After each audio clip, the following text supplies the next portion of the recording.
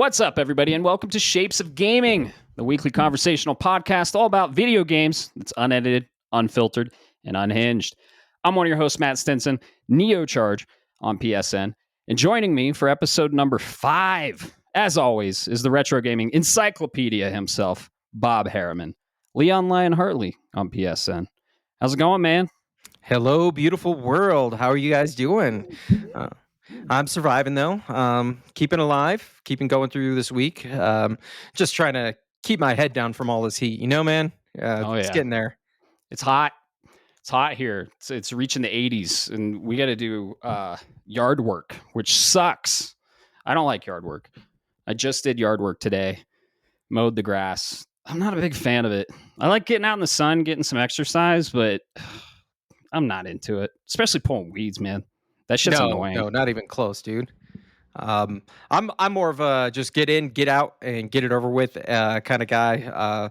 Too much time in the sun over my life, and let's just say I've not collapsed, but I've been a victim of the sun's rays more than once. Oh, damn. Oh yeah, absolutely. So needless to say, I'm not a fan. Yeah, as soon as I hit 80, that's when I go, man, can I start migrating like a bird up north, maybe hit somewhere a little bit colder kind of a situation, because I ain't feeling this, man. Yeah. Of course, in Colorado, it's dry heat, so that's we're thankful for that. And you don't feel the heat as much as you do. Oh my God, Midwest heat is the worst, dude. You're like swimming in the moisture and the humidity. I'm from the Midwest, so I know how it is there. But Colorado, dry heat, don't sweat as much. It's nice, but it can still get to you because we're closer to the sun, and it's hot. But yeah, absolutely. There are two types of heat that really get to me. One is that humidity that you get that around the Midwest, but those of us, if there's anybody listening out there that's from the South, you hit Georgia in August. There's no reason. I do not understand this. There's no reason I should get in the shower, dry off, and feel like I'm still in the shower. That should be illegal. I'm just saying. And the other one is the true desert heat. You know, we live high altitude, man. Colorado's high altitude, and we're technically in a mountainous type of environment, but a true desert.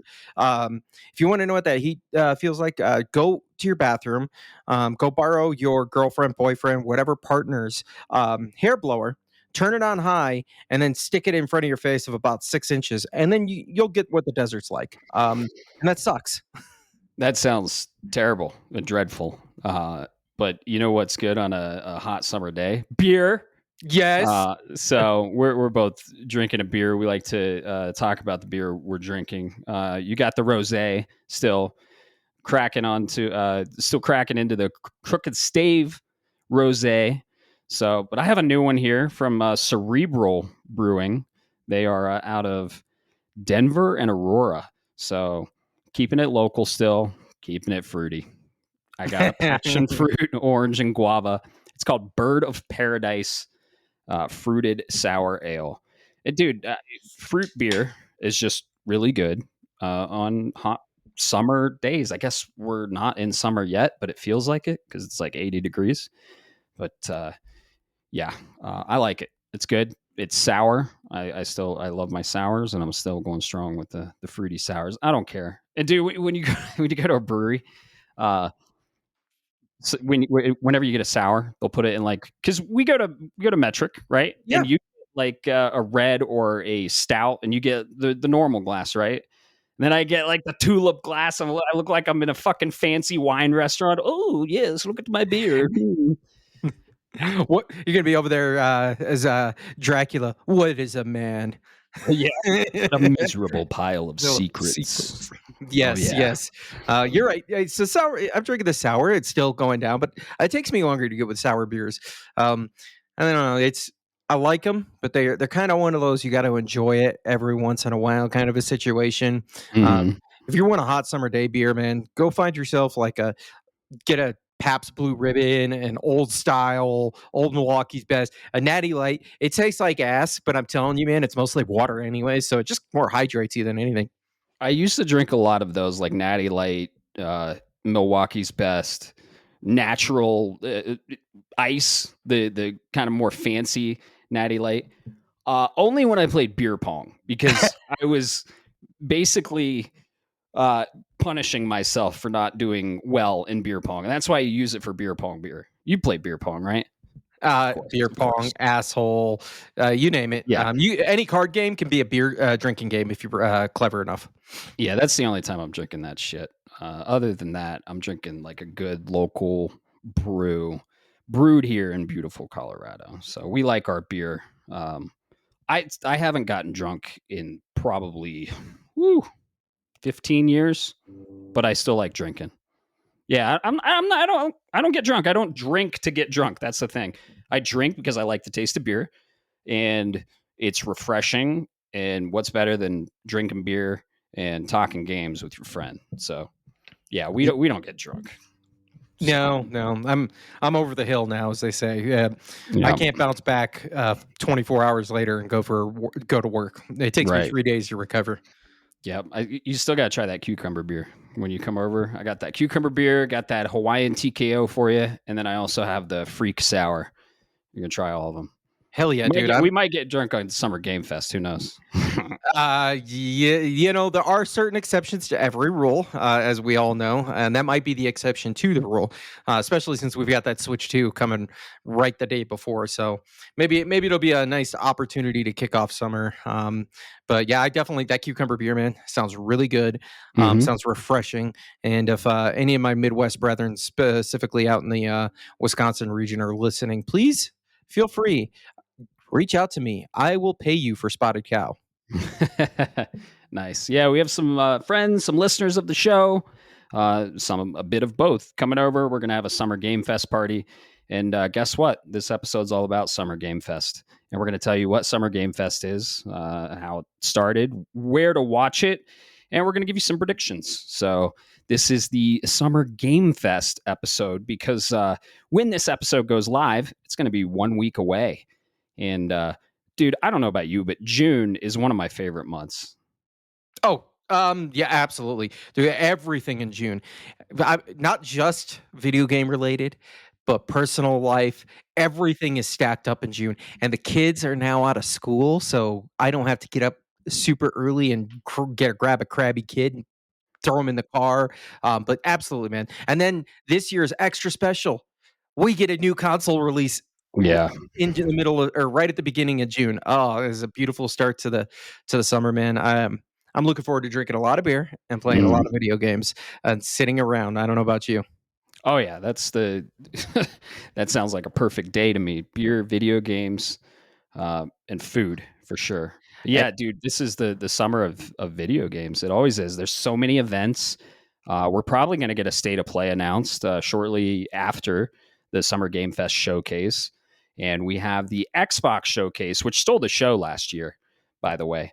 And when you watch this Xbox showcase, it's not Xbox exclusives anymore, Bob. It's n- pretty much a third party showcase at this point. I'm super excited for it. Yeah, that's what makes this interesting. We'll go into what is SGF here, but yeah, Yep.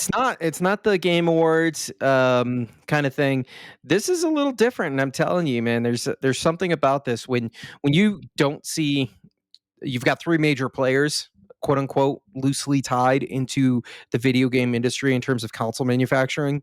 And then you look and you see one is standing at Summer Games Fest or Game Fest, and they're the only ones really speaking while the other two are off in their own little bubble. That tells you it's I'm sorry if anybody here is an Xbox fan. I was an Xbox fan for many years, man. I know you enjoyed your 360, but it's Jover. It's Oh yeah. Jover. Yeah. The console wars are over. Everyone's sharing now. And like we said, it doesn't matter what fucking plastic box you play on. We have certain tastes, and we like certain types of games, and we like a console and the console infrastructure. And it's basically, I had an Xbox 360 because my friends had an Xbox 360. I would always had a PS3 though, because I mean, PlayStation makes some killer games. If you're into the third person or even first person, story heavy, narrative driven, single player experiences, and that's what I'm into, and that's what you're into as well. So, yeah, just a quick thing. If you were tapping the podcast and it took a while to load from your podcast app, I think I figured out what was going on. We changed the audio format from a dot wave to dot MP3. It's just a little more compressed. Shouldn't sound worse. If it does sound worse, let us know, because we listen after, but we want a feedback on our audio quality always. But it should load for you a little faster. So I recognize that. Had some people write in, and we think we fixed that. So let us know how we're doing. Let us know how it's loading. Let us know how it sounds, of course. But like I said, this episode's all about Summer Game Fest. We're going to go lightly into some news that came out, but we're going to get right into it, and we're going to give you our predictions of what we think is going to be announced for Summer Game Fest. We're going to tell you what Summer Game Fest is. What the hell is this thing we keep talking about? And yeah, so it'll be fun. It'll be a fun little episode. Got some beer, and we'll talk games as always. Yeah, Cool. absolutely. Let's do it, man. All right, so some news: Monster Hunter Cross Street Fighter. We're gonna be playing as Akuma, and you can change your handler to Chun Li. So that's cool. Yeah, that's just what we need for the PC community. Chun Li Yeah. as your handler. But no, all giggity jokes aside, man. Akuma is. I'm not a huge Street Fighter guy. I've played a lot of the old. I played Street Fighter 2 back in the day. Everybody who has, if you grew up in my generation or you're around my age, you have. Started playing. Blanca used to be my main, and then I got my ass kicked by my dad. And then he would never teach me how to do half of the special moves he was doing. He just told me to figure it out. Great parenting, by the way. Works, huh? Right. Now, all jokes aside, Akuma has always been the character that when I look at him, I go, "That's a badass," and that's not the guy I'd want to be fighting on the other side of the screen. So to be able to do that and well, quite frankly, hunt some big monsters is awesome. I can think of a few other crossovers. Capcom, if you're listening, in that small chance that somebody knows, please give me a Wesker injection into Monster Hunter. Yeah. So interesting because I played a lot of World. I put probably 500 hours into World, including Iceborne. Oof. We did have a Resident Evil crossover, and we got Claire and Leon. So Capcom likes to bring their other IPs. Of course, you got Mega Man, you got Devil May Cry, you got Resident Evil and Street Fighter, and they like bringing their IPs and having little crossovers with Monster Hunter. So this is the very first crossover we're getting from Monster Hunter Wilds. We don't have a lot of specific information on it yet. My guess, going to be announced during Summer Game Fest. Maybe not the showcase, but maybe the PlayStation State of Play we're inevitably going to get during, I don't know, probably the first half of June.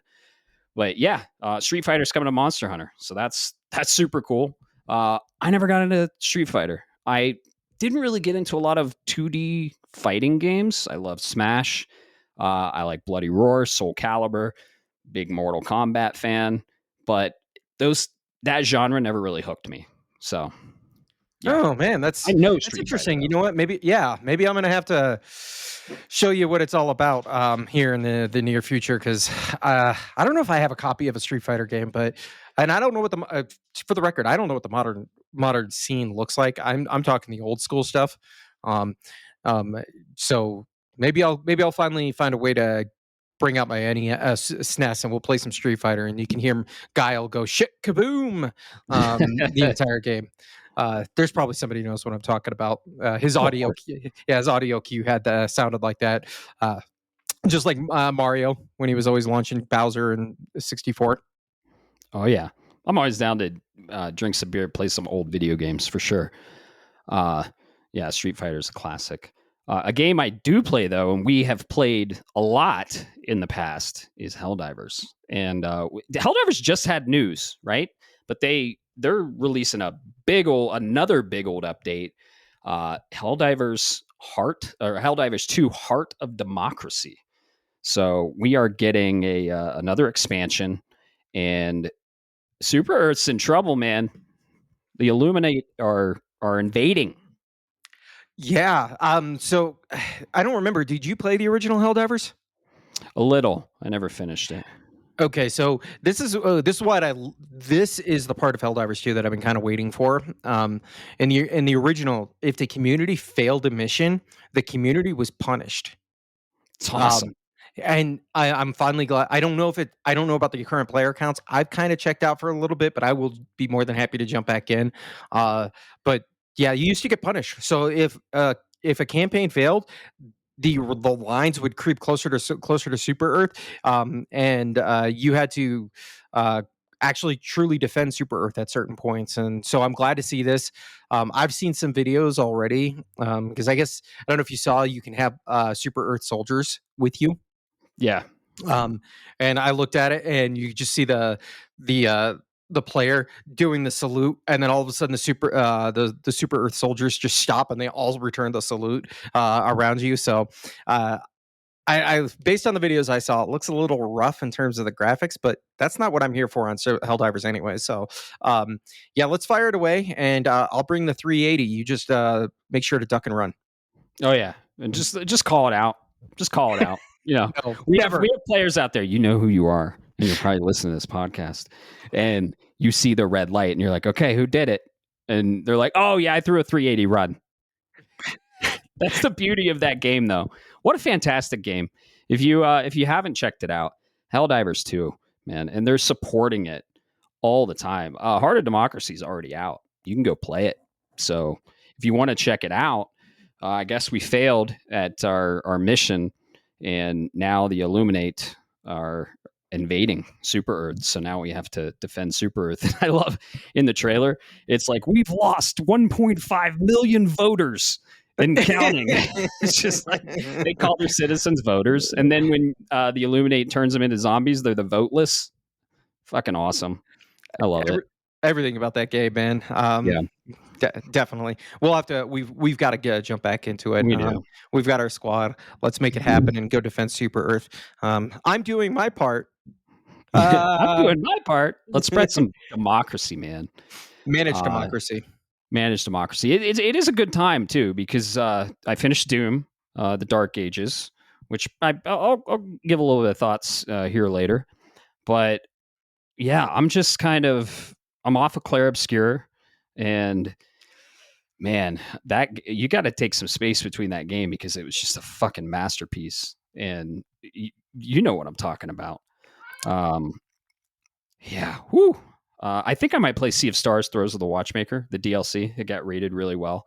That's kind of like a little palate cleanser. Before, yeah, the crown jewel of the summer, which is going to be Death Stranding 2, and that is looking like it's going to be awesome. Yeah, so you're excited for Death Stranding 2, of course. Oh yeah, is the Pope Catholic? Of course. Yes, the Pope is Catholic, and he's from Chicago. Yeah, there he is. And them Bears got one. You know what? That's fine. If you can't get a 4,000 yard throwing quarterback, at least you can have Pope. I'll give you that There one. you go. There you go. But yeah, absolutely, dude. I'm looking forward to it. Like we said, episode 1 talked about Death Stranding. Mhm. I think I'll have just enough space in between finishing 1 and going into number 2. Mhm. And then right after that, it's not Kojima Productions, but another Kojima Yep. property, if you will, coming later that summer too. Man, as a In Kojima August. fan, yeah, as a Kojima guy, I am eating good. Between that and RPGs, I am eating so good I can't keep up, man. Oh yeah, and yeah, that's a good segue because that's our next news item. Konami released the intro vid to Snake Eater Delta. So Metal Gear Solid Snake Eater Delta has Metal Gear Solid Snake Eater, Metal Gear Solid 3 has probably one of the best intros in video games, honestly. It's like Bond-esque, incredible vocals. Go check it out. Just look up Metal Gear Solid Snake Eater Delta intro video. They stayed true to the original, and oh god, it hit, man. It gave me chills. It was amazing. So go check that out. That was released I don't know, last week. So Yeah, yeah. dude, I'm. That's got me so excited. Just Mhm. Bond with Metal Gear, or sorry, big. We'll say Snake. Mhm, yeah, I'm gonna keep it for like that for now. there you We'll go. say Snake with James Bond. Um, I'm sold. Like Metal Gear Solid 3 was not Metal Gear Solid 1 will be my favorite. I think 2 did a lot of good stuff and it's not a bad game. 3, it's not my favorite, but there's something about it that holds a special place in my heart. What the ideas that they had, and I'm hoping there's still parts of those touches, and I'm confident in Virtuous based on the way Oblivion Remaster came out. So I'm confident that the studio is going to understands not only what you have to do to just copy somebody else's homework, if you will, but you also understand the nuances of what makes the game great. I think they did it done it once already this year, so I think they can do it a second time. And that video, I could watch it over and over again. There's no lie. Well, I watched it 3 times and 1 time in my theater room, and I'm telling you right now, you got to watch that in the theater room. The lady that does the vocals was actually at MagFest last year, and she performed that in the atrium. When I say atrium, Bob, this hotel, it's called the Gaylord Hotel. It's in National Harbor, Michigan, or National Harbor, Maryland, and it's massive. It's got like a glass atrium that is the size of I'd say close to a football field, and as high as probably, I don't know, maybe 3/4 of a football field. And the acoustics in there, they have orchestras that play, and you get up, you get your coffee at the cafe, and there's just a fucking orchestra playing One Winged Angel live, and you can hear it throughout the entire hotel. It's something else. And they're gonna play all kinds of stuff. They played Zelda, but yeah, the original vocalist that did that, she's an older lady now. She was there and she performed that, and I saw that live. And man, Magfest is something. If you guys can go, go. It's hard to get rooms in the Gaylord Hotel, but it's totally worth it. And we're gonna get them. We're gonna get them. Oh yeah, we're gonna make this happen. Worst case, maybe you and I can find a GoFundMe just to get them to come out and play at Red Rocks. Oh yeah, Yeah. that'd be See, awesome. for anybody that's not in the Colorado region here, there's a notoriously popular outdoor venue called the Red Rocks Amphitheater. The way the acoustics bounce off of these just big, massive, well, red rocks, but Mhm. stones, just it's amazing. I've seen a couple of I've seen a comedy show there, and that was kind of cool. I've seen the Kanat, good old Slipknot there live. Holy crap, dude! It's amazing. I just hate the walk up to the from the Oh yeah. parking region, if you will. If you know, you know. Right. Yeah, it's all outdoors. You're surrounded by 2 huge rock faces, and the acoustics, it's all natural, and the acoustics are very unique compared to really any venue. So yeah, good shout out. They have some awesome performances there. Let's see. So that was pretty much all about the news. I think we're going to switch it up on this episode. We're going to talk a little bit about what we're playing. We're going to go quickly into that. I want to hear your thoughts on the game you're playing. And I'm going to give my thoughts on Doom. I finished it. Didn't platinum it, and I'll tell you why. And then we'll go into the main topic because we got a lot to cover on the main topic. Summer Game Fest is a huge event, and we're going to do 10 predictions each. And yeah, Doom: The Dark Ages. Do you want to go first, or you want? I don't know. I was thinking about this as we're trying to go. I don't like ending. You've obviously I know your thoughts on Doom, so let's just say Mhm. I think yours will probably be better. I want to hear your finishing, like a Sure, continuation from last episode. You know, when we sure. last left Matt off in Doom: The Dark Ages. Yeah. So I don't know. I love it. It's awesome. It's amazing. It's a great game. It's a high octane. Any Doom game, any of the trilogy is very unique. It's one of the best action games. The impact of the things you do, the gunplay, everything is incredible. It knocked it out of the park with all 3 of them. I don't think I'm going to compare this to the other 2. Each one offers something unique. You have a shield in this one, and when you counter, so in Eternal you could counter too, but you had to like shoot them to counter. And this one, it really plays on the parry mechanic, and when you parry, it's like dong, and it's awesome. The audio design in this game is amazing. The soundtrack is incredible metal music. basically drink an energy drink and go in full ham on this game and put the sound up to 11 and just have an awesome time. I love Doom games, and this one did not disappoint. Yeah, so I didn't platinum it. You know why, Bob? Let me guess. You caught something that I fortunately did not. I think I alluded to it last episode. So you got a bug, didn't you? Last episode, I said I go in and I look at 3 things for trophies, and one of those was bug trophies. And I knew there was a chance for a bug trophy in this game called Berserker. It's a gold trophy. It counts for 10% of your list, your percentage.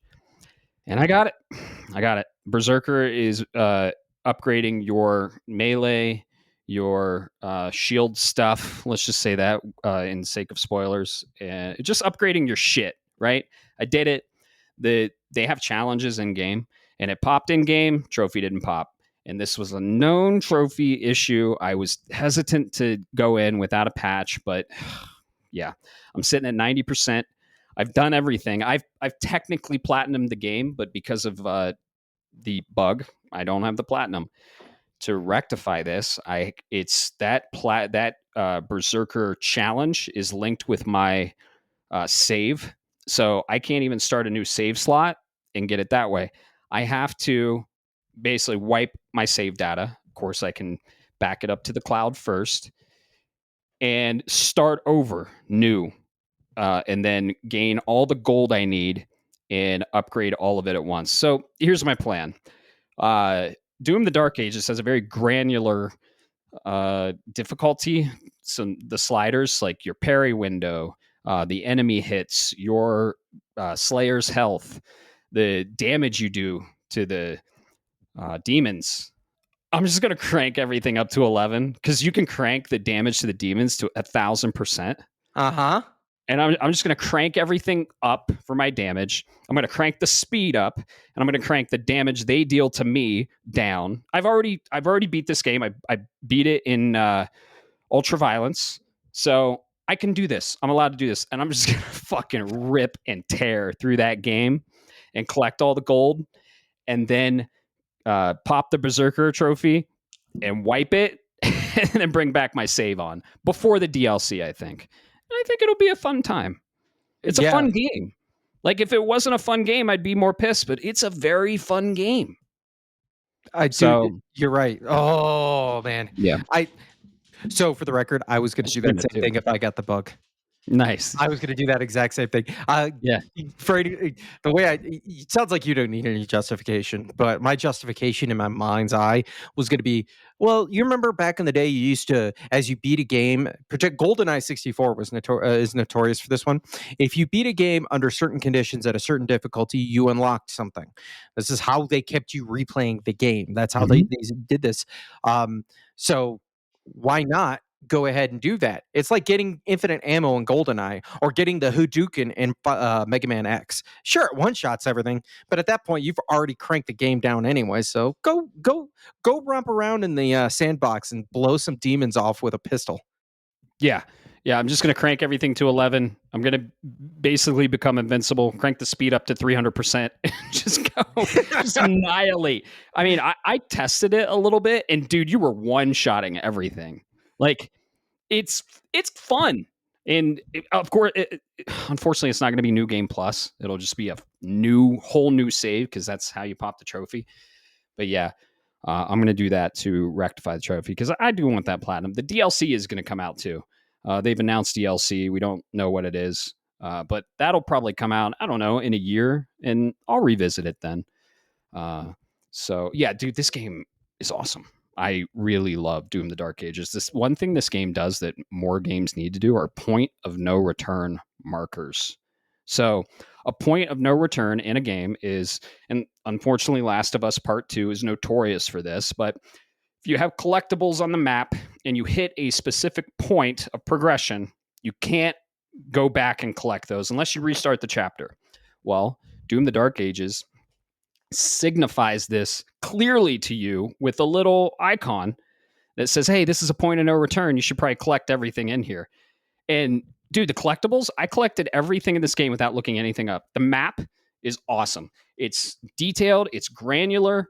The puzzles aren't too tough to figure out. There were some tough ones where, and that's why I have a 25-hour playtime on this game, because I'm an explorer, and I'm the guy that, when you highlight all the map and you have that little place that's not highlighted, you got to fill that in. So I'm the one that's doing that. I said 2016 and Eternal felt like this game, and I think Doom: The Dark Ages also. I think it has a little bit of a Metroid Prime feel. What would you say? Absolutely, man. Yeah. It definitely has it. That's Oh yeah, I love your call Mhm. out, man. Yeah. In the very beginning, I think people are not as hot on this game because they're comparing it to Internal and 2016. You If you can't. take them individually, you understand they are in of themselves amazing games. They Mhm. just offer you something different. And if it's not what you're into, I get it. Like some people aren't going to be into parrying in a Doom game. For me, I don't know. Dude, there's something unique about that just feels so good, and and I will say it helped lead into another game with parry mechanics later on. Oh yeah, I can't wait to hear about this one. Yeah, dude, I love the parry mechanic. They did an amazing job. It's just a well done game. Unfortunately, there's a broken trophy, but you know what? And they might patch it too. They might patch it. I might see a patch that rectified it. This happened with Returnal. I had glitch trophy in there. They patched it, launched it, platinum popped. Uh, yeah, dude, this game is just so badass. It's an adrenaline rush. This was in the marketing, but you have a dragon, and I like the dragon sections. I actually did. I like the dragon sections. The developer was basically like, "What should we give the Doomslayer? Should we give him a dragon, or maybe, I don't know, a fighter jet?" And someone was like, "Why not both?" That's what we got. It's a fucking cybernetic dragon that acts like a fighter jet. It's amazing. And I like the story aspect too. I really love the story beats. I loved getting lore, because in 2016 and Eternal, you learned a lot from the lore. I'm a huge story guy. I play games mostly for the story. I like the story. I like digging into the lore, and I know you like it too because you play Elder Scrolls. Maybe not for Doom. You like just ripping and tearing, right? But I liked the story beats, and they were kind of at the beginning of the chapter and the end of the chapter, and I appreciated them. And that ending is very satisfying. Yeah, I recommend it. I loved it. Good. I'm so glad to hear that, man. I'm sorry about that bug, but you'll get it sorted out. My only concern is they're going to fix it, but you're going to still have to reacquire the trophy portion or like the conditions to meet the trophy, which sucks. But hey, go wrap around, put on unlimited ammo and God mode, and no clipping, and call it a day. Uh, that's the way I'm going to look Exactly. at it. But I'm so glad you enjoyed it, man. Yeah. Uh, it's definitely there's a reason that this game. Let's say there's a reason this game isn't getting more hype right now because that bug is Mhm. one thing, but coming out, I think it got overshadowed, and we'll talk about that here in a little bit. Oh But yeah, it's not my game of the year, but that doesn't mean anything because there's been some really incredible games in the beginning of the year, as you know. Uh, so yeah. Um, Speaking of, oh, what are you oh, playing, Bob? me? What am I playing? What are Oh, you playing? nothing. It's the first time game by a small developer of about 33 people, so you probably haven't heard about it at this point. Oh yeah, sounds super Indian and not interesting. What is it? Yeah. I don't know. Sandfall Interactive's Clair Expedition. What? Yeah, Clair Expedition 33, folks. Um, so I'm still pretty early, man. Yep, I know. I'll tell you. Well, you've seen my trophies where I'm sitting at, right? Yep. You can keep track. It's still what they call Act One, and I suspect I'm pretty early still into Act One. There's a couple of different reasons for that. One, life's just getting this week or this last week and a half or whatever has been just chaos. So I haven't had a whole as much time to play as I'd like. As well as I've got friends who are like, "Hey, Bob, you need to come play this game with me," and I'm like, "Fine." That being said, that's not a statement of how I feel about this game, dude. I'm you. I believe you said it already in the past, Matt. This is a Bob game, Yeah, and this is a Bob game. it uh, sure is. there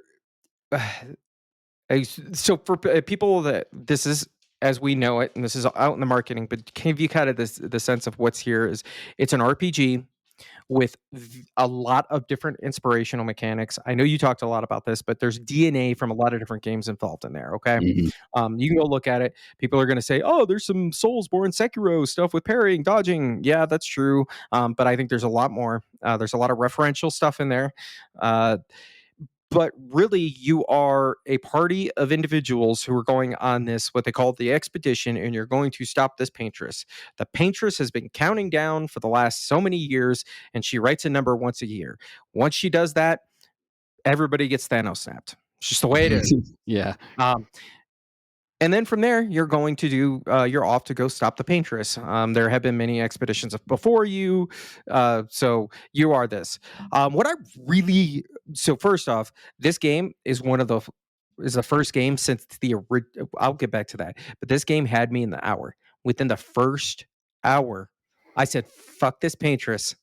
Let's go get her." I Yep. I was in I was emotionally invested in her, which is unique to an RPG because RPGs can have these turn-based. I don't like using the JRPG, but turn-based RPGs they can have a lot of they can have good stories, but it's rare that you get hooked right away. And I'm being serious. You know, Final Fantasy VII is an amazing game, for example. And no knock on your favorite RPG and favorite game, but you are a guy who's a mercenary helping these kind of you find out they're eco terrorists, but you're not sure if they're good guys or bad guys because they just blew up a reactor. They tell you they're good guys, but there's no way, right? Uh, Eventually, you get to da da da da da. You can At have a that whole train sequence, though, yes. when he jumps off the train, you're just like, "Who's this motherfucker? I need to know all about him." Oh my god, he's so cool. That sword is huge. See, talk about Final Fantasy VII. I'm gonna get you every time, man. Oh, yeah. Yep. um, but no, in all seriousness, this is a game. Do you know when the last time I felt this emotionally invested this early into a game was? When? The Last of Us Part Okay. One. Part Part 1, yeah. One. Yeah. Way back. I'm not saying there haven't been great games. Okay. Lord knows I've been eating well, but that was the last game where within the first hour, I was I was dedicated. I was good. We are doing this. Like the oh shit, let's have this moment. I want to Mhm. use an analogy from a movie or a game, but I don't want to spoil anything for people. So, Right. um, Yep. but yeah, that had me. So first off, that had me going, man. I Yeah, love and the love this. presentation, right? The the production, the camera angles, the art, it's just it sucks you in. It's amazing. Just the first scene alone, it's just like, "Okay, okay." Yeah, the prologue, folks, within the first Mhm. 15 minutes, there's Yeah. a JRPG trope in there, and if you know, you know. I'll leave it like that. The music, dude. I Audio cues are big. I've heard people complaining about the lack of a mini map in this, and then it dawned on me. You don't need to use your sound system. I was going through one specific area, and the music changed as I was walking down the corridor to something else, and then I went the other way, and it stayed the same. So I went, "Oh, this audio track is the golden path. This one is an alternate path, and this Now is you where get it. now I want to go explore." Yeah, I caught it. Dude, Yep. that and the way it transitioned seamlessly in the exact same spot every time almost. Oh my Yeah. god, chef's kiss. Oh, yeah. But That's uh, why I mentioned that the mini map was a problem in the beginning, but then it s started becoming not, to be a uh-huh, problem because I figured that out too. yeah. Yeah. I just not right before this recording, but earlier today, I was like, I got a little bit of time, right? And I was in that same spot we were chatting. I fought one of the side battles that are there, Mhm. dude. That was the get good battle for me. It was an Yep. endurance, and you know what, we'll talk offline, but you probably know what I'm Okay. talking about. It was an endurance, but I got my butt kicked to me, handed around, like, a couple of times, and then I was like I locked in, and it was like, "Parry, parry, parry. Oh, wait, I'm not doing good with this when I'm parries because the timing's weird. Let me just dodge it. Alright, cool, this one I know. I've got the parry timings. Parry, parry, parry." And it was just this back and forth constantly. It was my get good moment. That's awesome. Yeah, it's a turn-based game, and I know everyone's like, "Oh, turn-based sucks." Even Square Enix tried to convince us. Dude, I heard this, and I love it.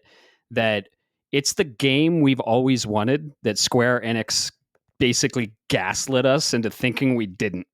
Yeah, you're right, dude. It's wild. I know. Every Final Fantasy always innovated and brought something to the table. Whether it was the job system, whether it was the espers, the junction system, they always brought something. The sphere grid, and now all of a sudden they gave it up. And these guys come out of left field and they're Well, like, well, let's be honest, they kind of did. I love 16 was 16. it's good. 16 brought the icons, and yeah, they were that was pretty awesome. Yeah, it was a great story, and I think the voice acting was amazing. The cinematics were beautiful, but the Oh, yeah. combat was kind of the weak point. Let's be real. Yeah, It I was. disagree. Yeah. You know what? That's okay. Yeah, that's okay. But a small group of people comes out, creates an Very small. RPG, turn-based RPG that doesn't just say, "Here's a turn-based RPG with a twist." Here's a turn-based RPG with unique ideas and inspirations, and they work well. They're not tacked on. They work well. The story is good. The music is a banger, which is saying something considering you got a lot of good stuff this year. This game is a problem for me. I'm gonna not want to sleep because I go to bed and I'm thinking about this game, man. It's the best problem ever. I'm theory crafting already. Like I Oh, I already want like your theories, not oh, here though. oh yeah, Offline for yeah. sure. I'm theory crafting. I'm like, I think I know what this is because of Yeah. this and this colors and this iconography. Like I feel like what's that meme with the dude with the string on the wall? Oh yeah, it's from Always Sunny. Always It's Sunny. Yeah. yeah, Charlie. Oh, is that his name? Yeah, well, Charlie is the Charlie Day is Yeah. his actor's name, and then Charlie in Always Sunny. Yeah, it's funny. The waitress, I don't know if people watch Always Sunny. Always Sunny is phenomenal. It's amazing. It's slapstick comedy, incredible. Charlie Day or Charlie in Always Sunny is always going for the waitress, right? And he's kind of like a creeper. They're actually married. Oh, That's his really? wife. That's his wife. Yeah. Huh. Yeah, Man. it's funny. On the Today I Learned show. Right. Well, man, I'm so glad you're loving it. And like you said, you are in Act 1. Yeah. And yeah, man, the adventures you'll go on and just the things you'll experience. I'm so excited you're finally getting into this game. I'm so excited it clicked for you as well as it did for me. And you haven't seen anything yet. Oh, I bet. I'll be reporting back because this game might be the only thing I even look at for the next couple of weeks. Oh man, I can't wait to hear about it. I'm following you on the trophies. I'm seeing your progress. So Good thing for a Memorial Day weekend, I got three things in mind: yard work, beer, and Claire. Hell yeah. Yeah, dude, Clair stands to be my game of the year, even after playing Doom: The Dark Ages. Doom: The Dark Ages will most likely, I mean, depending on what comes out, right, get my action game of the year. But yeah, Clair. Oh, dude, Clair's game of the year. I think it's gonna win, and you'll see why. You'll see why. So I'm Yeah, glad you're absolutely, finally man. playing it, and can't wait to hear more. So yeah, that's what we've been playing. So what do you say we get into the main topic? What the hell's this summer game fest we keep talking about? Isn't that like a thing where a bunch of people who get together and they talk about video games and they sell you comics? You remember E3, Bob? Do you Oh, remember E3? I'm old enough to remember E3. Can you course. remember E3? Oh my god, of course. I would have E3 parties. E3 is amazing. It was around this time of year, early June. And yeah, dude, who doesn't remember E3? It went on for 20 plus years. We got some of the greatest announcements of all time at E3, but they recently stopped it. During COVID, they stopped it, and now they just kind of permanently stopped it. It's held in LA. I always wanted to go, but Jeff Keighley is the man. Jeff Keighley was originally in the industry, in the gaming industry. He's a gamer. He originally was on G4. You remember G4? Oh yeah, I remember its revival and subsequent demise again. Oh yeah. He was a kid when I watched him. He's always been passionate about games. I've actually talked to Jeff Keighley I was part of, I don't know, a few years ago, he selected a few people that came to the Game Awards in person. I've been to the Game Awards 3 times. And I got an email that said, hey, we want to hear from you and we want to hear about the feedback you had on the Game Awards and how we can make the Game Awards better. And we want to hear from you, the gamers. And I joined a Zoom call of about 100 people and I asked a question to him. And we kind of molded what the Game Awards that year were. I think it was like, oh man, 2019 or something like that. Okay. So he's a cool dude. And he's doing some great things for the industry. He started the Game Awards, but then he's like, well, E3 fucking stopped and it just got worse. So I want to start something. I want to do something. It's kind of in the middle of the year and I have the Game Awards at the end of the year. So let's start this Summer Game Fest. And Keeley created the Summer Game Fest. Summer Game Fest is a compilation of all the events, the gaming events we have in early summer. And we all know that we have a lot of gaming events in early summer. We used to have showcases. Last year, Capcom had its own showcase. PlayStation usually has a state of play. Xbox will have a showcase. I really hope we get a Capcom showcase this year, too. The things that have been announced for Summer Game Fest this year, the showcase, of course. Showcase kicks it off. The showcase is June 6th. Okay. Next week, 1 week. So June 6th, the showcase. It's the time. I don't know. Look up the time for me real quick. But I think it's like 6 p.m. or something like that, or maybe earlier. We'll get a time for you. Oh yeah. You're talking about the main event, right? The showcase. Yeah, the showcase. Summer Game Fest showcase. It's like kind of a mini Game Awards. Jeff Keighley hosts it, and they just release a bunch of news for games. 2 years ago, we got The Last of Us Part 1 announced at the Summer Game Fest. Yes, we did. By the way, it's 2 p.m. Pacific 2 Standard. So okay. 5 p.m. so Eastern. 3 p.m. here. Yep. 3 p.m. MST, 5 p.m. EST on June 6th, Thursday. Right or Friday. Yeah. Right after the Switch release, Switch 2 release, which is crazy. So Switch 2, we got Switch 2 in hand. We're going to be watching the Summer Game Fest. So they kick it off with the showcase. And then that Sunday, we're getting an Xbox showcase. I got to say, Bob, last year, Xbox, of all the events, Xbox had the best showcase. Do you know what was showed at the Xbox showcase last year? Oh, what was it? Oh, yeah, that's when they broke exclusivity. Well, Clair Obscure Expedition 33. Oh, yeah. That's right. Because you said, "Oh, this game looks amazing," and I was like, "Okay, we'll give it its. I'll give it its chance." It wasn't. I was a doubter, folks. Please, this is not me being a doubter. This was me going, "Everybody, you've got to prove yourself first before I go for you." And well, needless to say, they kicked the door down. So. Yeah, we saw this game. I saw this game. I immediately fell in love with it. I was like, "Oh my god, this game is dripping with passion." You can see, even from the first trailer. It was either last year or the year before, I believe. You can fact check me on that one. But yeah, that was unveiled at Xbox Showcase, and a lot of the games unveiled were multi-platform. So if you're a huge PlayStation fan, you're going to watch the Xbox showcase and you're going to be like, awesome. Can't wait to play all these games on my PlayStation. Yeah. That seems to be the trend, man. Or Indiana Jones. And then all of a sudden it was 3 or 4 months exclusive. Right. Yeah. So yeah, it's just a huge compilation of events. You can go and you can look.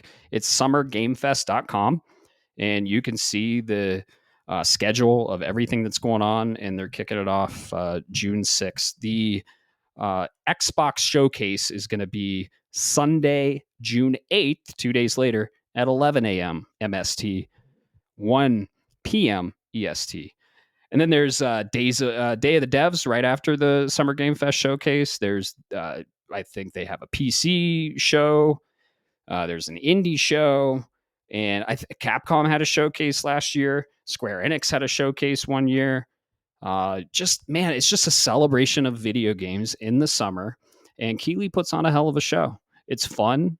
And we have some predictions for that show. My predictions are mainly for the showcase, not the Xbox showcase. Oh, okay. Showcases.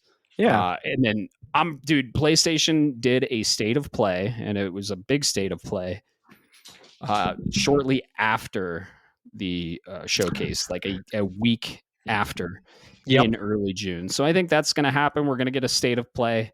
But yeah, let's talk about our predictions for Summer Game Fest. Do you wanna go first? Or you want me to go first? We have 10 of them, and you're going to listen to this, and then you're going to watch it, and you're going to be like, oh my god, they were totally wrong. What the fuck is wrong with them? You're like, holy shit, these guys are prophets. How'd they know that was going to happen? Yeah. So, Tell and, you what. and you guys, if you have predictions, hop on Discord. Put your predictions in the chat, in the general chat, and we want to hear from you. Like, give us a list, and we'll see who's the closest. So it's always fun to do this. We do this every year, but now we're doing it on mic with beer, so that's fun. Yeah, no, you're right. And see, if people are going, what predictions? Summer Games Fest? What do you mean? Well, Right. what kind of predictions you're looking for? Look, go for anything as long as it's video game related. If you don't even think even if you think there's a 1% chance, go ahead and predict it now because you'll look like Nostradamus when it happens. Right. And if you want, I'll give you an example there, Matt. Okay. Only because I am still riding high and I don't care. I will take this one all the way to the big finish line of a fat donut. I think we're going to hear something about Judas. Okay. I think it's happening. This is the do or die shit or get off the pot. And I think it's got Ken Levine has gone dark. And I've heard news about what's going on and troubles in the water and everything, but he went dark and he's gone dark since that last announcement. They Something cooking. they're cooking. They Some- cooking. Ken some- Levine used to run Irrational Games, and Irrational Games did the amazing BioShock. BioShock, baby. Like one of the greats, right? And he deviated from that and created his own developer. And they are creating Judas. And we have Mhm. seen a teaser trailer and a gameplay trailer for that game. And oh my God, I am so excited for this. And I hope we hear something. So, Yeah. and this is your top draft on the Yes. fantasy draft. This was your top pick. This wasn't a pickup. This was a draft, and it was your first one. Yep. Go big or go home. And I'm telling you, it was supposed to be out by now originally. If I believe they said March might have been the original window they were expecting. So that window's passed. Even if you know what, even if we don't hear anything and it says 2026, as long as I get a release date for this year and it says like 2026, I'll be happy. I'll take Well, it. It'll be an L for the draft. I get it, but I'll take something over nothing at this point because oh yeah, that game's got me. BioShock is just a phenomenal game. All three of them are amazing. I was a Mhm. BioShock Infinite defender when it came out, despite what anybody felt about that game. I was a staunch defender because I'm like, shut up. This is a legitimately good game. I'm sorry. I'm tired of being a big daddy, anyways. dude, I loved Infinite. Infinite was incredible. I think Infinite's better than 2. Oh, I think 100%, the 1000%. Bioshock one's the best. Right? Bioshock, you got that twist. It's if you haven't played Bioshock, we're not going to spoil Yeah. Bioshock. Go play it. They recently released it for the re-released it for PS4 and Xbox One, and it was like the Rapture edition. Go play it if you haven't played it. First person environmental storytelling, fallen utopia, awesome magical combat, you could say. Yeah. Game. It's really cool. Really good storytelling. One of the that's in my top 15, I'd say. Easily. Yeah. It is a game that tells you how it gives you lore, but it is a great. That's what I was thinking of. Sorry. It is a great example of how video games can be art. Yeah. Flat out.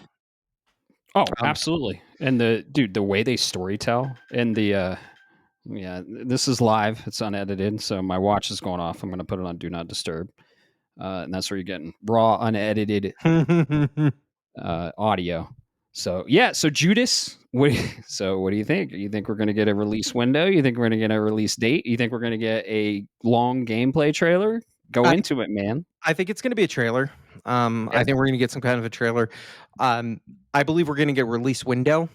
My concern and I'm going to take the draft aside. My concern is it's going to be into next year.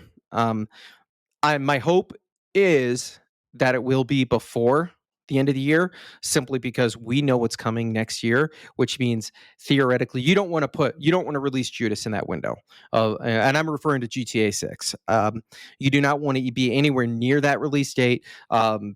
So at that point they would say they would end up saying summer or late August or something, was somewhere in there, like that late summer time frame for Judas in 2026. And if that happens, I'm gonna cry because I want this game, and then that means I get to waste my number one pick again.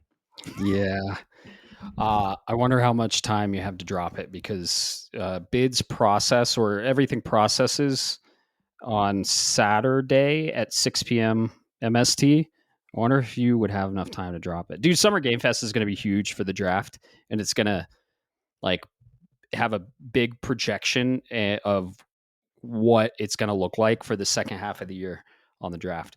I think we may get a Judas trailer, and we'll probably get a year. And I think it's going to be 2026. That's what I'm thinking too, and it makes me sad because that means I got to wait longer. But you know what? I think it's coming. There's something's going on. It's either been quietly canceled or it's coming, and I'm going to be an optimist. And these predictions are not just for the showcase; these are across all of the Summer Game Fest events, which State of Play included.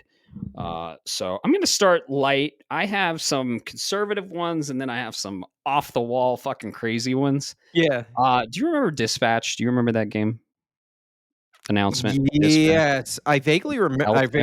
Yeah, from Telltale. Yep. That's what struck me odd, is it was a Telltale game, and I thought they died out. Yeah, no, they are creating Dispatch. It's a Telltale game. Heavy storytelling. You're a superhero. Looks really cool. If you want to check it out, go check out the trailer. I think we're going to get a new trailer, and I think we're going to get a release date for late summer for Dispatch. Yep. So Telltale has a lot of awesome games. I think we might see Wolf Among Us too as well. That we'll package those into one prediction. So there's a lot of famous voices in Dispatch. Who's the Breaking Bad? The guy, bitch. Oh, yeah. Sorry. His name. I know who you're talking about. I have to go look at it again. But that's not where my brain went. My brain went to music, so I was thinking of Benjamin Hurley. Oh, Breaking Benjamin, nice. Yeah, from Breaking Benjamin. So all of a sudden I was like, why would Benjamin? I know he's a video gamer, but you're thinking of Aaron Paul, by the way. Aaron Paul. He's in that game along with Laura Bailey and Alana Pierce. They're all in that game, and it looks really cool. It's got a really cool concept. I think, Dispatch is going to get a new trailer, and we're going to get a release date for that. I think it's going to be late summer. So, hell yeah, who's got that on the draft? Someone has that on the draft. I think it's Mystic Mace. It has Dispatch on the draft. I think that's going to be a good pickup. So we'll see. Yeah, we'll definitely see. It's going to be a good litmus test for where they're at, because Telltale games they came out, they hit like a bang. They hit like like the Rock Band games and Guitar Hero games. They absolutely dominated for about 5 to 10 years, and then they just was the last you heard of them. Yep. And I'm usually not into these type of games. I like The Wolf Among Us. I like Tales from the Borderlands. It depends on the content, but I'm not into the games as a movie, point and click adventure, choose your own adventure. I might check out this game though. It looks cool. I need to see more. And as always with any of these events, I hope we get gameplay trailers with release windows or release dates. I can't fucking stand when games are like, they bring out an awesome CG trailer and you're like, this game looks awesome. Oh my God. And then they cut to like 2 seconds of gameplay. It's a fucking mobile game. Like, what the hell, man? No. What's your next one? Oh, that's good. I'm gonna take that as a shot, because this is my safe. 1000% this is going to happen, folks. We are going to get an update from the most notorious gotcha game company out there, out of MiHoYo. It's going to happen. It happened Which one? last They year. have multiple. All right. So, here's a little funny thing. I went ahead and I asked if I had to pay. I have a idea of this because I've got a kid that plays those games, and I said, well, hey, what's going on with your MiHoYoverse? Apparently, Genshin is kind of quiet right now. There's a new update that launches in 2 weeks, so they wouldn't. I don't suspect the window doesn't line up there, right? Honkai Star Rail is kind of quiet and sitting, so I think they're going to go with their youngest child, the newest baby boy, and we're going to see something for Zenless Zone Zero. Um, it's going to be what they call these update trailers, where they're like, "Hey, now we're including this segment or this part of the world and this stuff now. Download and play for free now." Kind of a situation. It's going to happen. I think it's going to be for Zenless Zone Zero. It's going to be update whatever. I don't know what they're on right now, but it's going to basically release new characters, new maps, things of that nature. And I mostly bring this up, one, as a safe bet because it's almost a guarantee, and two, keep an eye out. This is the kind of I don't play these types of games, but MiHoYo is swimming in so much money that it makes Rockstar sweaty. Okay, yeah, Matt's over there. Good thing we're not on video. Oh, sorry, I fell asleep there for a bit. My apologies. Zenless Zone Zero. The acronym is literally ZZZ. Yes, it is. I just took some Z's there for a little bit. I'm not into these games at all. At all. These are gotcha games. Dude, just if you want these type of games and you just want to pay one time, go play a fucking Tales of game. You know what I mean? Like these games are gotcha games. It was basically free. They get you in, right? And then you get loot boxes to get characters, and they tell the story. Okay, let me be clear. I've never played any of these games. I've only heard of it. Okay? So I'm just going from hearsay because I refuse to launch any of these fucking games. There's Wuthering Waves. There's Honkai Star Rail, Zenless Zone Zero, the one that started it all, Genshin Impact. But yeah, you basically just gamble to get new characters, and this is with real money, guys. Okay, it's a free game. You got to gamble with real money to get that cool character they advertise. I can't stand this model, and it makes me throw up in my mouth talking about it. So if you play these games, whatever, do you, or just go buy Tales of Berseria for $20 on sale, $30, get an 80-hour game. Just do that. So yeah, that's it, dude. That's a safe bet. Keely's in bed with all the MiHoYo and a bottle of rum people. I don't even know the developer, and I don't care. Yeah, you know what the most frustrating thing. This is why it hurts even more. I know you fell asleep, but I have putting that test on there. I have played Genshin. So don't. I'm so sorry. Before people say, "Oh, you're ripping on me," these gotcha games. I have played Genshin. I played it for a while because my kids wanted me to play it, and they wanted me to do the. You can get free "quote unquote" roles for characters and stuff, and they thought it'd be kind of cool if to add roles to see what I get. Right. If I were to pay for this game $80 and had everything on release, it would be an amazing game. I have no doubt. That's the thing that pisses me off the most. Here's the thing that pisses me off the most is a lot of our beloved developers and publishers, including PlayStation, are chasing this model. Yes. And they're failing miserably and they're wasting time. They put fucking Blue Point, a remake studio, a first-party remake studio that gave us Demon Souls remake. They gave us Shadow of the Colossus. Incredible remakes. They said, hey, good job making those two remakes. We love what you're doing. Can you make us a God of War multiplayer game that's a gotcha free to play? And they're like, I guess. Guess what happened to that game, Bob? It got fucking canceled. Yep. Because they keep chasing the wrong thing. Oh, God. I hate this type of game model. It's predatory and it's lazy. Okay. We could have a whole main topic about this. But yeah. And then Concord? They tried that? Nope. And now they're chasing it. I don't know, man. I think Marathon's going to fall flat on its face, honestly. Uh, Yeah, especially with yeah, recent trouble in the waters on there, which we'll talk. We can discuss that on a right, different right. episode. But yeah, definitely with that, I think it's in trouble. Marathon's in trouble. Yep. And then lastly, they ruined one of my favorite games I love to play, and that was Destiny. And they ruined it. And they made it free to play. And they gave it a battle pass, and they put a ton of microtransactions in there. And then they brought in all kinds of crossovers that didn't make sense. Anyway, I'm done with this rant. You're right. We're gonna see something from one of those gotcha games. One of them. So Yep. Yep.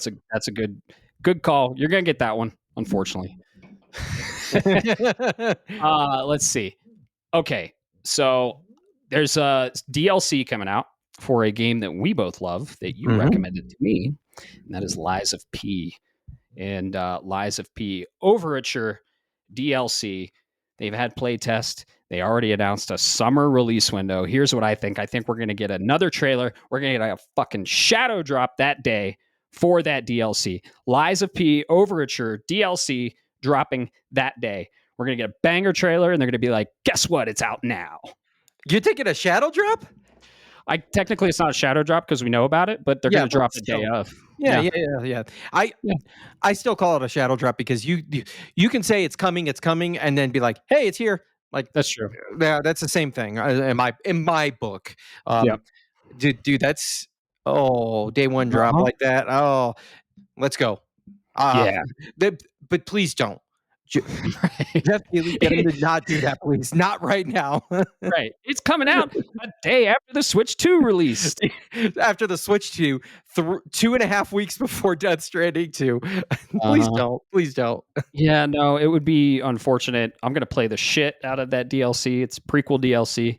If you haven't played Lies of P, it's a Ultimate Soulsborne. A lot was pulled from Bloodborne. Incredible game with the story of Pinocchio. And Mhm. just in that uniqueness, it's awesome. Amazing gameplay. I played it 3 times in a row. New Game Plus, and I got that platinum.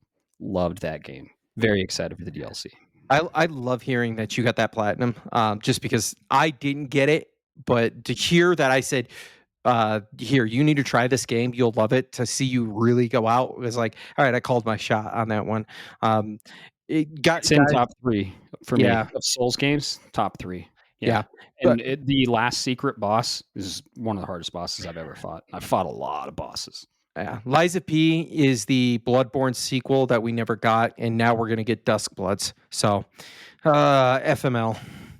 Right. What's your next one? All right, so it's another safe one, probably because I believe, don't quote me on this, but I'm pretty sure a what do you call it? A spotlight has already been announced in Mhm. conjunction with the Xbox event. Mhm. And I think we're finally going to get not only a trailer, but I think we're going to get a release date for Outer Worlds 2. Oh, yeah. Yeah. That's Uh, easy. That's that an easy one. I know it's an easy one. It's a layup. I'm savoring the easy ones because There's an event at the end. There's an actual dedicated event for Outer Worlds 2 after the Xbox showcase. They did this is for there? Starfield. Yeah, Okay. All right. I hadn't heard if that was confirmed. it is confirmed. Sorry, folks. I only have so much time to sit down and research, but that's awesome because then that gives me so much hope.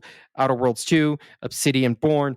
I've already talked about it on this. Let's go. I want to jump back into it, especially since guess what? It's not going to be an Xbox exclusive, baby. Nope. Guess when it's going to release? June 26, 2025. That's my prediction. Don't you do that to me, Ricky Bobby. No, I'm thinking like late summer, early fall, maybe, which is still Uh, August. It's going to have an August release date, Bob. yeah, Yeah, because that window is open, right? right. Yeah, we don't have anything coming out in August. That's the thing about all these. And here's the thing. Here's the thing that's going to be crazy about this year. All these developers were waiting for GTA to announce their release date. GTA announced that they're going into next year. Guess when they're going to announce all their release dates? They're going to be like, oh, fall 2025, fall 2025. I think October is going to be packed. And I think August is going to be packed.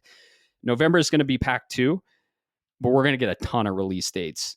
at these events because the developers were waiting to see when GTA drops. So Yeah, absolutely. That's a heads up, folks. A lot of what I have is release dates and drops of what I think's coming this year because that's what I think. I think SGF or everything that's happened up to this point is a setup for Keighley to kick it this year. Yeah, Keighley gets trailer packs from devs. Well, devs come to Keighley, or Keighley goes to devs, and they're like, "Yeah, we want to show our game at your show," or "Hey, can you show your game? Give me a trailer pack." I bet Keighley, after GTA announced that they were moving their release date, Keighley got a ton of emails like, "Hey, we want to update our trailer. We want to update our trailer. Maybe just add 2 seconds to the end for I don't know, a release date." So, Mm-hmm. Yeah, absolutely. yeah. From Software is usually at these events. And I think we are going to get Bloodborne 2. I'm kidding. I fucking wish. We're going to get a Night Rain roadmap. So Night Rain releases shortly before this. I think like in 3 days from this podcast releasing. It's like May 30th or something like that. Night Rain releases. Check my math. But Night Rain's going to be out. It's going to be hot. It's going to be the talk of the town. I think it'll be all right. Not for me, but I think we're going to get a roadmap and we're going to get a trailer for new stuff coming in Night Rain. It's supposed to be a living game. Fort Rain, I like to call it. We don't have to get into that. And yeah, we'll get a roadmap.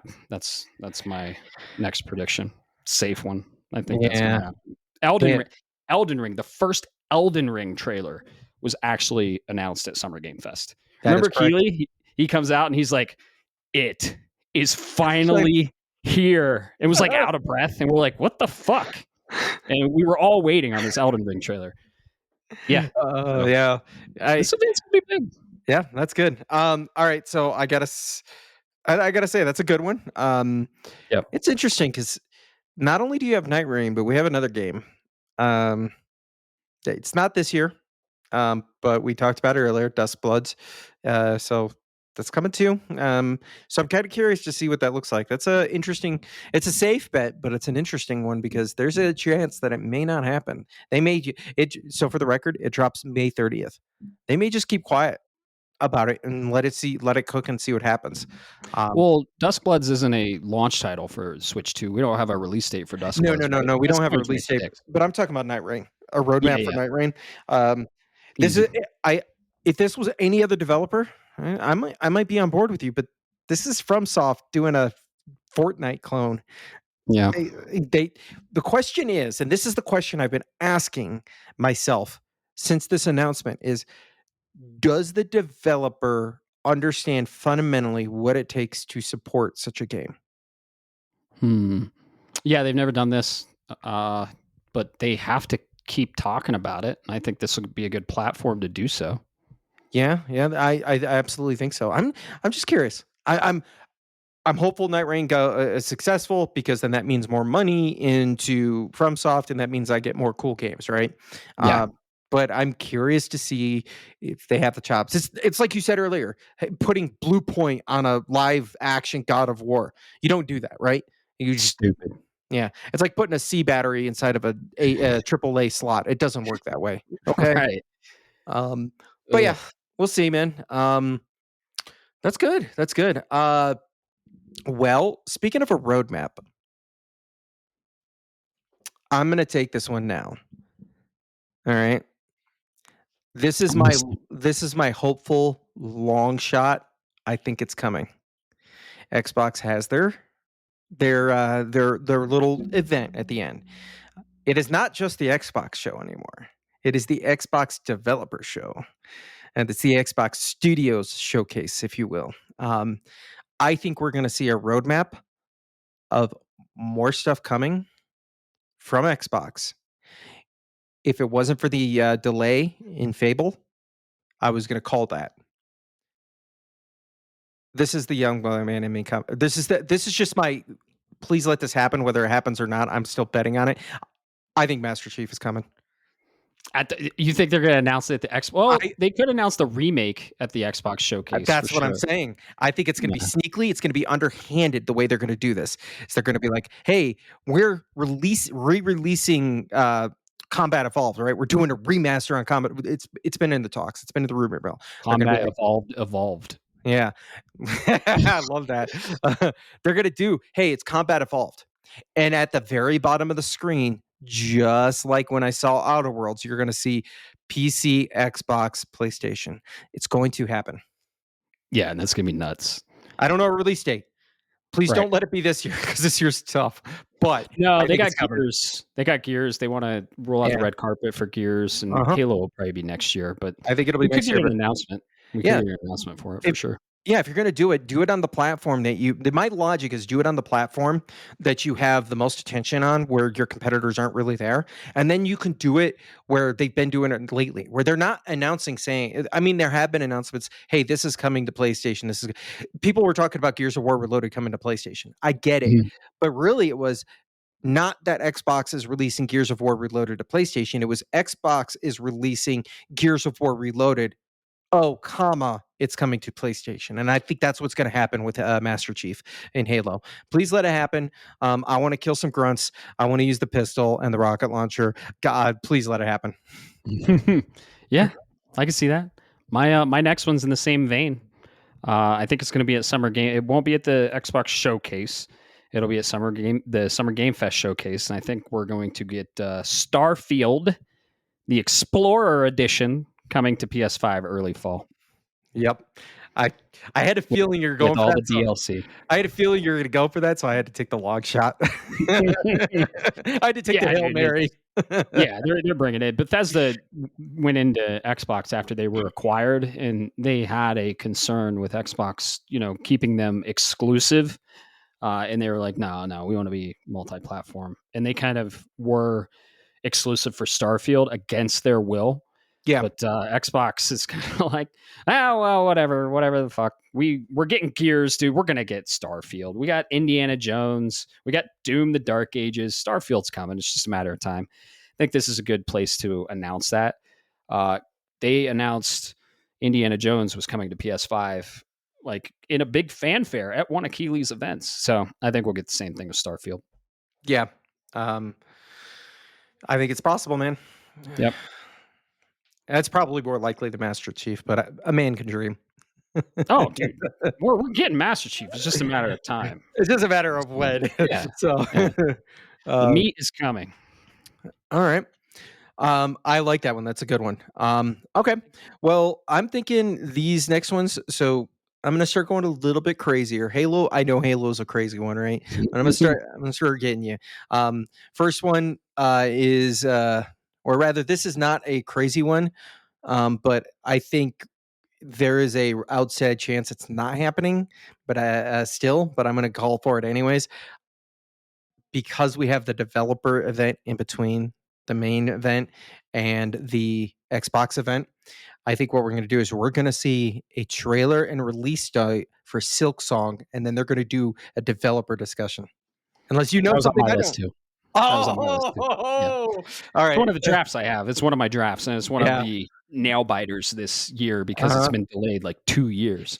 Yeah, I 100% agree with this, and I think it's going to be at one of the shows, man. We're going to see it. We're going to get a release date. Yeah, I think we get a release date, and then I think we're going to have that developer interaction, and there's a small chance they're going to go more into it because they've been cooking on it so long. They're going to come out and say, hey, we really want to tell you about this now. Hollow Knight Silksong, new trailer, release date for October of 2025. You heard it first here, Shapes of Gaming, folks. Ooh, he's calling a shot for October. Okay, I love it. Yep, that was on my list too. So yeah, I 100% agree with that. We got a little tiny 3-second clip in the Nintendo Switch 2 presentation. It's a matter of time, and people have played it, so it's playable. It's been so long. Give me Hollow Knight Silksong, please. I want to play it. I did. Please, pretty please. Can I get it? I'm just kidding. I'm kidding. I'm gaslighting you, man. I played Hollow Knight. It wasn't necessarily my cup of tea, but I absolutely look at it and I go, okay, this is not my beer type of beer, right? But it's still beer, and it's a damn good one. So I'm rooting for you. Yep, I loved Hollow Knight. It's an awesome Metroidvania. Really hard Souls-light Metroidvania. Incredible art style, really cool story, really cool concept. Highly recommended. It was in my indies list, my top like 3 indies list.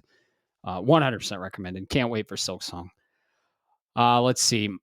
Another one in the same vein as that. We've seen this multiple times. It's got pushed multiple times. We thought it was going to be an Xbox exclusive, but those don't exist anymore. I think we're going to see a new trailer and release date for Replaced.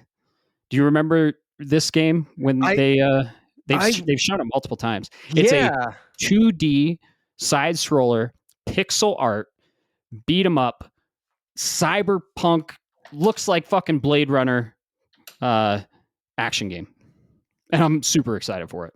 So yeah I'm looking this Replaced. up now. Dude, vaguely remember this one. Your notes are so much cleaner than mine. This one, this one hit my radar as soon as I saw it. I'm big into like Blade Runner, Cyberpunk, all that. I haven't played Cyberpunk because it's first person and it released broke. And it is one I want to revisit on the Pro, especially because the DLC is out. It's definitely one I want to play.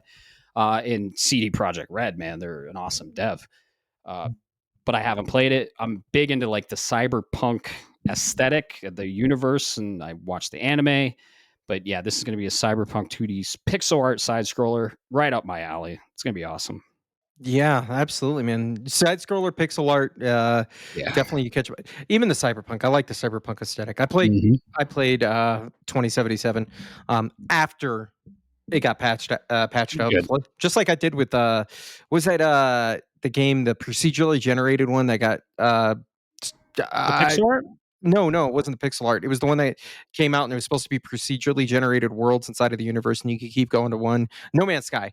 Yeah. There it is. I played No Man's Sky a year after it released and thought it was amazing. But that's a story for another time. The point is, I love it. I totally forgot this game even existed, man. Mm-hmm. I put this on my draft last year. It's not on my draft this year, but hey, if you want to pick it up, you should. I do think it's going to get released, and I think it's going to be a banger. Yeah. So is No Man's Sky is Hello Games on your list? What's that? Is Hello Games the developer that made No Man's Sky on your list for Summer Game Fest? Because I I'll give a no, it's not actually. Go ahead. I'll give a little like bonus one. I think they're going to be there, and I think they're going to show Light No Fire, and I think they're going to give us a release window for the year. That would be kind of cool. Yeah, Um, yeah, yeah. definitely. I This is probably a hot opinion nowadays.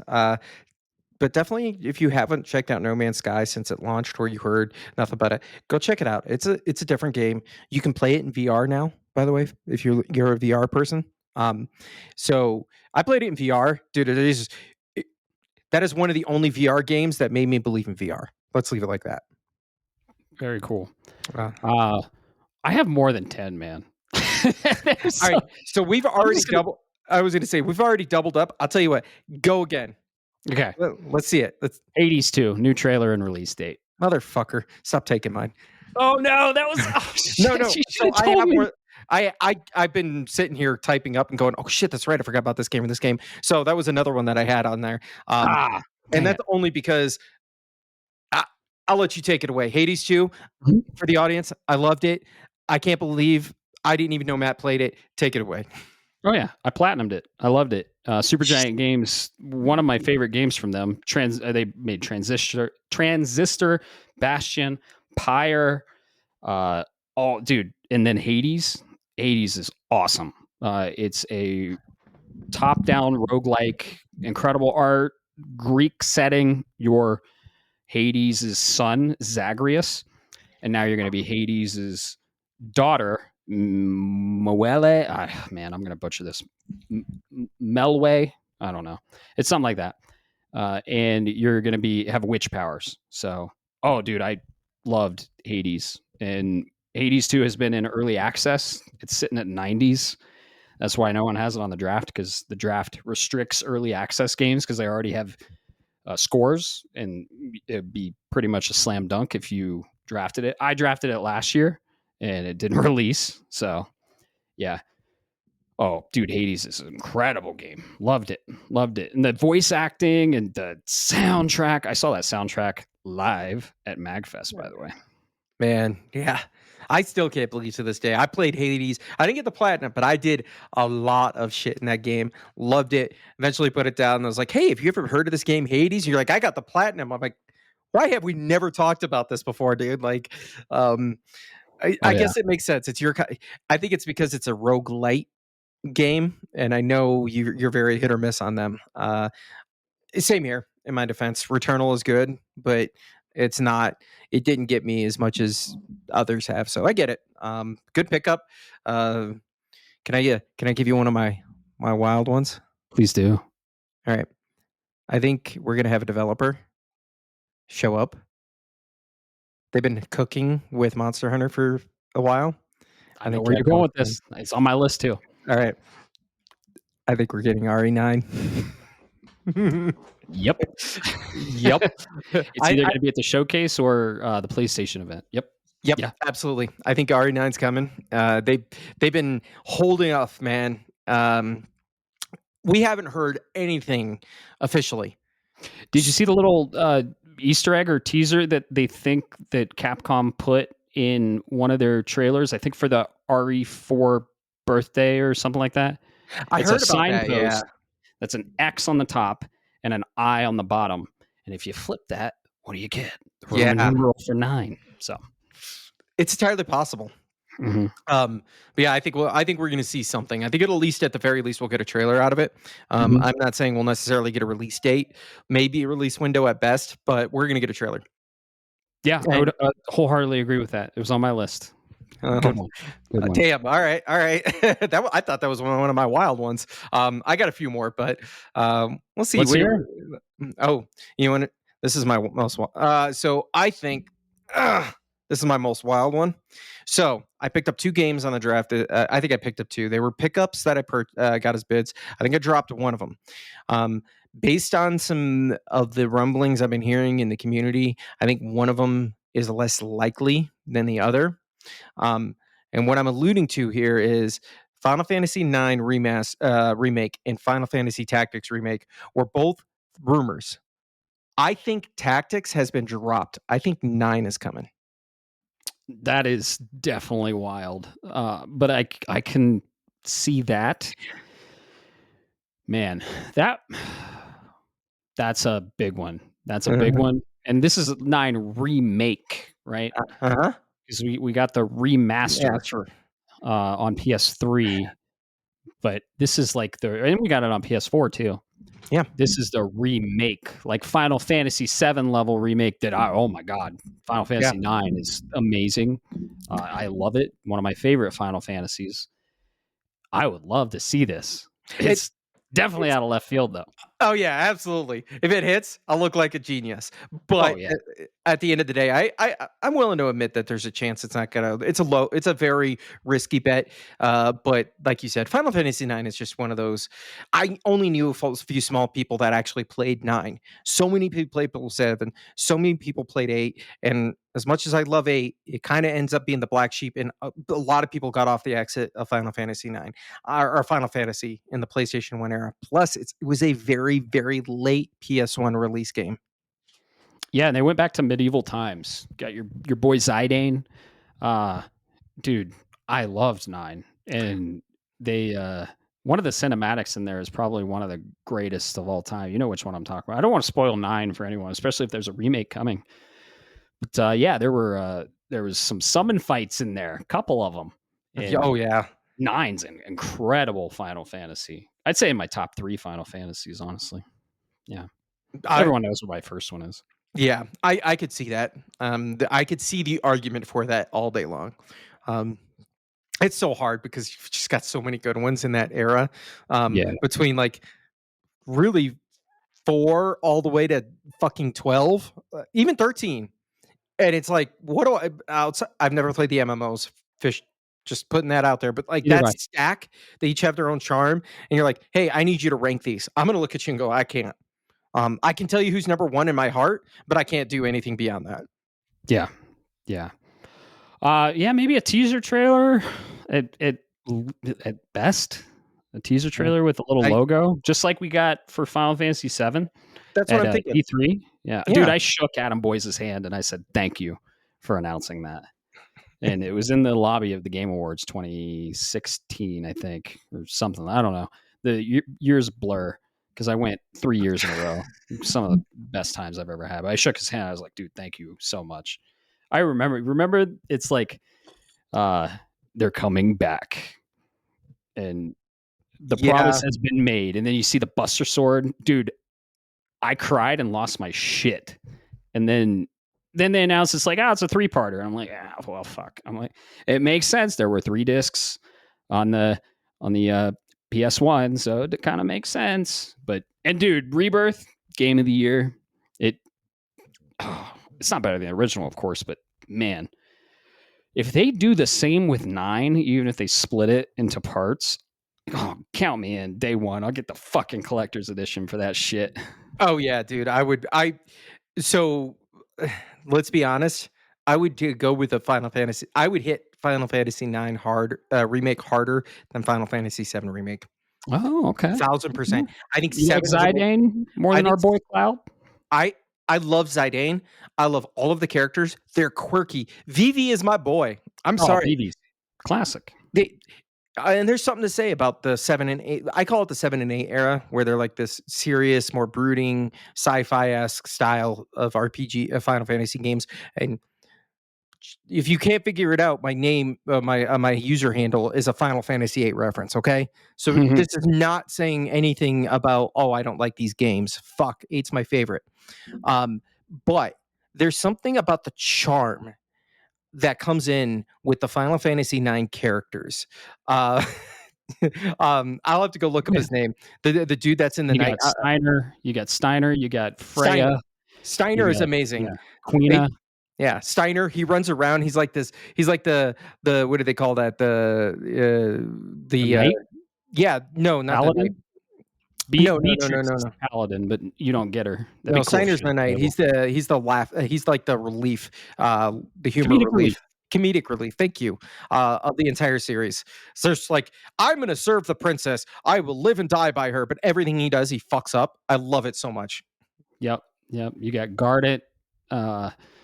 Don't want to go too much into the spoilers of that game, but we'll stay out of that. The villain, let's just say the villain of that game, his theme, Garland, I can say his name, and they reuse villain names and all kinds. Sid is in every fucking Final Fantasy, the best portrayal in 16, of course, but Garland, his theme is one of the best villain themes in the series. I mean, it's not better than Sephiroth's, but one of the best. Yeah. So it's got like this dark orchestral organ, like just synth, real grungy. Yeah. And there's a scene in that game, man. Yeah. Final Fantasy 9 is just an incredible Final Fantasy. Love to see it be remade. I got one. Okay. Let's hear it. It's a little out of left field, but I do think it's going to happen. I think we're going to see a teaser trailer or maybe a breakout trailer. I think it might be a teaser trailer for the Tomb Raider reboot. Ooh, I forgot about this. Yeah. That's out of left field. Toby. Toby. God damn it. you know. Anyway. Yeah. Oh, I can appreciate this, man. I love it. Yep. Oh, please, Lara Croft. Just give me Lara Croft, man. The whole setting. Yeah. Did you play the recent reboots? The trilogy. You get Tomb Raider, and then Tomb Raider, Rise of the Tomb Raider, and then Shadow of the Tomb Raider. Did you play those? So I did play them, and I've got a funny story behind that because I played them. It might have been on a. I know I at least played the first one, maybe the second one. I don't know if I got to the third one, but I remember playing them and going, "Man, these are really good games." And then I put them down because there was other stuff coming out, and I set the series to the side. And then I come back and I talk to my oldest later, and we were chatting, and it turned turned around one day, and he's playing the fuck out of this trilogy. And it's like, wait, nice. You like Tomb Raider? Yeah, Dad, this shit's awesome. I'm like, all right, now I know I was onto something with these series because they kind of quietly just released, and that was it. I love the reboot trilogy. I played all of them. I think I platinumed one of them. Dude, they're hard plats. Cinematic. They're the set pieces, they Mhm. definitely, like, Uncharted took from the original Tomb Raider, but then this Tomb Raider trilogy took from the recent Uncharted with the set pieces and everything like that. So highly recommend them. There's a Tomb Raider remastered for PS4, and then they also, I think, did a remaster for Rise, and then Shadow of the Tomb Raider. If you haven't played that one, Yes. gorgeous game. Really highlights HDR. I think on the PS5 they've all play 4K 60. Really cool. And if they want to reboot it again, cool. I'm down for it. I hope they follow the same formula, and I loved the reboot trilogy for Tomb Raider, so I'm excited to see what they do next. Crystal Dynamics. So they recently had a hand in the Soul Reaver remakes or remasters. So Yeah, they did. they've been busy. Dude, You Crystal know who else? Dynamics. Yeah. What's that? Go ahead. Oh, I was just gonna. You know who else has been busy? Who's that? The developer of Hitman, That's true. IO Yeah, I always Interactive. been at it. Yeah, they have. You know what they've been making? They've been making. They've teased the trailer twice. Yep. Please let it happen. Just fucking say something. I think it's Uh, going to. I think you it's think? going to this year, and we're You going to think get we're a getting? trailer for the James Bond game that the developer of Hitman, IO Interactive, is making. Dude, talk about a perfect marriage of a developer and an IP. Holy shit! Please Game's don't gonna do be this. awesome. Please don't do this to my heart. I've been waiting for this ever. The first trailer, that teaser trailer, was so long ago. I forgot about it and resaw the teaser trailer and got re-excited. So please don't do this again. My heart can't take it. For those that don't know, I probably am a bigger James Bond fan. I'm at the same level of James Bond than I am with video games. Like I love the movies that much. So when I saw Hitman developer was working on a Bond project, I screamed like a girl. Oh, dude, it's a match made in heaven. Yeah. And we got the teaser trailer a long time ago, and then the teaser trailer resurfaced at the Switch 2 event. It just they regurgitated the same teaser trailer. This is like 2 years, I think, and we've seen the teaser trailer multiple times. It's time to show us the game, guys. Show us some gameplay. Give us a release year. You know, I think we'll see the James Bond game from IO Interactive. We'll see the trailer. We'll see gameplay, and we'll get a release year. And That's it's going good. to be 2026. I'll wait. As long Oh as yeah. they do it right, I'll wait. I don't care. And we always talk, you know how we talk about the I'll get got games. Yeah, that's the game that I'll get got on. Oh, dude, I'm super excited for this game. I'm a huge Bond Yeah. fan. Love Bond. You saw the recent movie, right? Sorry. Yeah. I'm sorry. I threw up a little inside. Oh no. Uh, We won't spoil anything. yeah. Let's just leave it this way. Seeing that, plus a few other things that have come out recently, make me go, man. How are we getting better Bond stuff from a team that doesn't do Bond? And I'm like the last. I'll just say it. The last good James Bond movie was Casino Royale. Oh yeah. Great. Fight me on the Skyfall? You didn't like Skyfall? Meet me at the beach. Skyfall was a Interesting. great referential movie, but it was not a great movie. Okay. Meet me outside if you want to fight about that one. I'll do it all day long. Catch me outside about that. I definitely disagree, but that's okay. We keep the conversation going here. Sometimes we disagree. Yeah. I love Skyfall, and I love the recent one. And Casino Royale was awesome too. And dude, the Pierce Brosnan movies, awesome. Dude, GoldenEye for the 64, that game, classic. I'm ready to see GoldenEye back in the limelight in video games by IO Interactive. Yeah. Yeah, buddy. I will give Skyfall one thing, man, as a concession. I was the one person in the theater and this is not a spoiler for the Don't story, spoil it. okay? But you know what I'm talking about when he pulls back that curtain Mm. over that cover. That's how I knew it was the only real Bond fan in that theater, because I was the only one that went, "Oh!" and had an Nice. audible reaction to that moment, and everybody else is looking at me like, "What do you mean?" And I had to like explain it to my wife in this moment and be like, "Did Oh you know no. that?" So, definitely that's what gave me Skyfall gave me that. Gotcha. Okay. Cool. Let's hear more of yours. All right. You got any more? You got more. I got a couple more. Cool. Couple of softies, and then I've got one last kind of. I've been hearing some rumblings, so I think it's coming, and I've got some theory crafting behind it. Okay, we'll save that for Okay. you. I think we're gonna finally see the release date for Dragon Quest 1 and 2 HD remake. They've said it's 2025. I think it's time to go ahead and give us a date. It's coming. Uh, What do you think it's gonna be? um, I think this might be a November game or December Mhm. game. I can see it. Yeah, It's late gonna be fall. yeah, it's gonna be that very late fall, right as winter starts. These are these are these are some of the most classic of classic, brutal turn-based RPGs. Um, these are the progenitors of what started it. People think of Final Fantasy, but Final Fantasy was a game. It was a good seller, but it still didn't hold up to Dragon Quest up until around the 5 mark, give or take. If you look at the sales history, so I think 1 and 2, just know if you're interested in playing this to see what original RPGs look like, no, they are not for the faint of heart. They are grindy. They are difficult. Yeah, I'm a huge fan of turn-based RPGs, and I put down 3 because it was so fucking hard. And it's just, man, the mechanics, like you got to give each party member their own items and stuff. Love them. Love Dragon Quest. I'll revisit it. But yeah, 3 was the first chronologically, and then they're releasing 1 and 2. It's funny that we keep setting each other up because I have something in the Dragon Quest vein too. You could probably know what I'm about to say. Oh I think we're going to see the trailer for no! Flames of Fate. Yeah, Oh Dragon Quest 12. please, Yeah, I think we're going to finally see maybe just a teaser trailer. We got a teaser logo, but I think we're going to see a teaser trailer for Dragon Quest 12 Flames of Fate. dude! Please let that happen.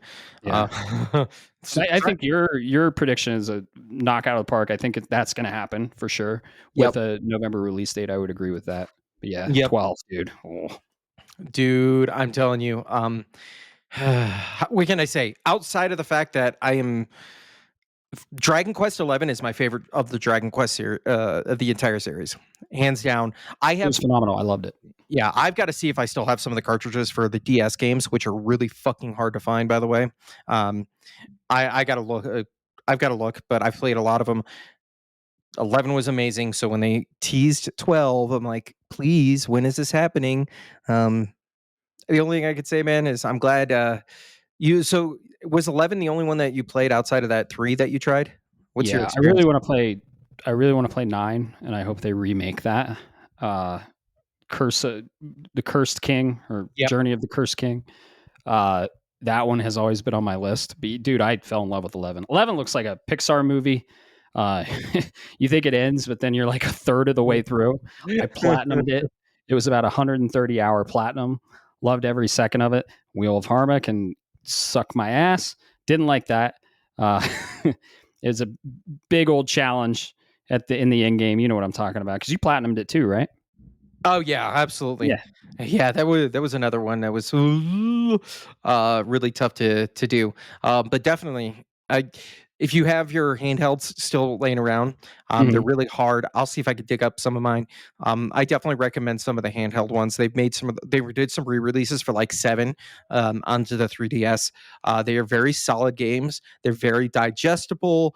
I've got a spare 3DS if you don't have one. All right, dude. Oh, I have a 3DS. Okay. All I right. have a Pokemon Sun and Moon edition 3DS Mm, with Solgaleo and Lunala on the front. I love it I because got the yeah. that dude. That's a good one. Mhm. That's a good one. And I still have my DS Lite, the platinum one that came out, the silver one. Oh, And nice. yeah, oh dude, DS Lite's one of the best handhelds ever. I've got the Yeah. I've got the one that's got the NES controller stamped on the top. That was all silver. Ooh, hell yeah, that's a good one too. Holy Yeah. shit, nice. It's funny. I got a new 3DS, the like the last of that generation, for one game only, and that was Xenoblade Chronicles X. Nice. Uh, They remade that on the yeah, Switch. and I haven't. For the record, I want to play it. I haven't bought it yet though because I'm going to wait for Switch 2. Oh yeah. Yeah, maybe they'll patch it or it'll run a little better on Switch 2. Dude, I am concerned with these Switch 2 these Switch games running on the Switch 2 because the Switch 2 screen is way bigger than the Switch 1 screen. So playing portable, what are they going to do to that image? They're just going to stretch it. And I don't know. I hope they find out something, just find out how to fix that. But yeah, dude, Dragon Quest, love Dragon Quest. Square Enix, some of the best soundtracks ever. I loved 11. I'll get back into 3, but I love how they're going back and they're remaking these 2D HD remakes for the original 3, and I hope they keep going. I hope they keep doing it, and just give us Chrono Trigger and Final Fantasy 6. Just do that in the same engine, please. Oh, Let's see. I mean Earthbound too, but Ooh, yeah. that's true, dude. That 2D HD engine is awesome. I still need to play Octopath, but you and I both know that's a time commitment that I just don't have currently with video games. Kojima is making another game alongside Death Stranding, and we saw Akili and Kojima are good friends. We both know that, and we got the unveiling of OD Kojima, and yeah, Kojima is making another horror game with Jordan Peele, co-directing it. And we got a little teaser trailer about it. They basically just showed mocap. It wasn't an engine; it was real life capture. But they were actually saying like an audible thing for mocap that you say to sync up your lips with the software. It's like Purple Whale something. I don't know. I did it to do a mic test, and that's how I found out. I was like, oh shit, this sounds familiar. That's from OD. I think we're going to see more of this game. I think we'll get a trailer and maybe even a release year. And this would probably be at the Microsoft showcase. I could see that. Especially it's going to be multi-platform too. Yeah, especially since that's where it was originally announced was coming. It's a Microsoft partnership, like that was part of it. That makes sense. A little as long as it comes multi-platform, I'm happy. Oh, it will. It will. Kojima, it's going to be amazing. Yeah, I'm going to have to accept that or know that in my heart of hearts. But when I first saw that with the mocap, I'm like, what the? Like, I literally was like, I'm so confused. I don't even know what to make it. Make it this Kojima. I guess here we go. Here, take my money. I'm glad, dude. Those weird heads. Those heads creeped me. That trailer creeped me out. Oh yeah, it's just mysterious and dark, and you can see reflections in their eyes. And Kojima hid letters in their mouths that spelled out something. He likes putting little teasers or little clues in his trailers. Like PT did the same thing. Rip PT. Oh, well, we got Silent Hill too, and we'll probably get more Silent Hill for sure. Yeah, I think we're gonna see this game. And we're gonna see more about it. If you haven't watched the trailer, go watch the trailer. Really cool. It's not in engine. We all thought it was in engine. It's just a recording of real faces, but it's just they're in the mocap session. So yeah, I think we'll see that. What's your next one? All right. Well, speaking of Microsoft and Xbox, should I say, I think we're finally going to get a release date for something we saw last year. I think we're finally going to get that Ninja Gaiden 4 release date. Damn it, that was my next one.